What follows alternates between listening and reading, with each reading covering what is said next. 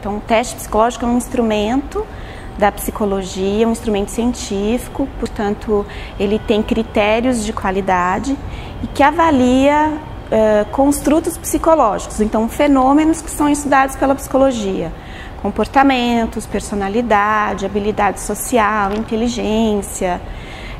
Para que esses testes psicológicos possam ser considerados efetivamente como requisitos com qualidade, o Conselho Federal de Psicologia estabeleceu há 13 anos atrás um sistema de certificação que recentemente, em 2012, quando ele completou aproximadamente 10 anos, foi considerado como um dos melhores do mundo.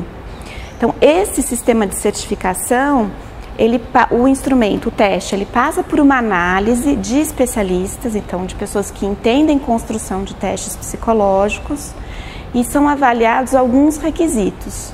Então, por exemplo, será que aquele teste avalia aquilo que ele diz que avalia? Então, um teste de perfil de comportamento, ele efetivamente é capaz de avaliar perfil de comportamento? Então, ele é submetido a uma série de pesquisas científicas até que esses índices sejam satisfatórios e agreguem a ele esse status de teste psicológico, portanto, de um instrumento científico. Então, é importantíssimo que dentro desses processos de avaliação psicológica sejam usados esses testes psicológicos que possuem esses estudos, porque eles têm essa certificação e com isso eles vão garantir um processo de avaliação psicológica mais efetivo, de modo que responda à questão. Então, dentro de um processo de seleção, recrutamento de pessoal, de escolha de perfis, de líderes, o avaliador, o psicólogo vai ter condição de realmente dizer que aquele seu resultado é um resultado confiável. Para um teste ser considerado como um teste psicológico, ele tem que atender a alguns critérios mínimos, que a gente chama de requisitos mínimos. Então, ele tem que ter um manual, que é um livro, que apresente toda uma fundamentação teórica.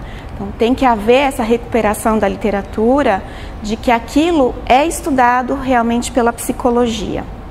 Ele precisa ter evidência de validade, que é isso que eu disse há pouco. Então, ele se propõe a avaliar a personalidade, mas ele realmente avalia a personalidade? Tem que haver demonstração empírica para confirmar isso. Ele tem que ter outro critério que a gente chama de precisão, que é a margem de erro. Então, o teste psicológico tem que ter uma margem de erro pequena, para que ele possa realmente colaborar com as decisões, né? E ele tem que ter tabelas normativas que permite que aquela pessoa que vai ser submetida à avaliação possa ser comparada com outras pessoas já pesquisadas e que responderam a esse instrumento. Então, são esses os critérios mínimos. O instrumento em especial que você se refere, ele foi encaminhado para o Conselho Federal de Psicologia. Ele foi analisado em relação a esses critérios, mas ele não possuía os requisitos mínimos, os critérios mínimos. A empresa foi notificada e os psicólogos também foram avisados, orientados, no sentido de que esse não é um instrumento que está pronto para ser utilizado pelos profissionais quando desses processos avaliativos. Então, os instrumentos que não estão em condições de uso, eles aparecem numa relação por eles não apresentarem algumas dessas qualidades que são indispensáveis para que um instrumento seja confiável.